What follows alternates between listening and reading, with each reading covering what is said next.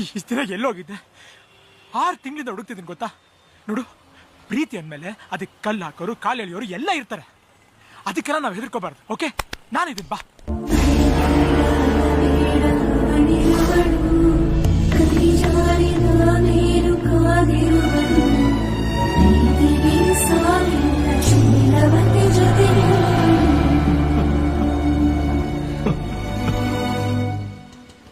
ಈಗ ನಾನ್ ನಿಮ್ ಪ್ರಿಯ ಅಲ್ಲ, ನಂಗೆ ಅತ್ತೆ ಮಾವ ಗಂಡ ಅಂತ ದೊಡ್ಡ ಫ್ಯಾಮಿಲಿನ ಇದೆ.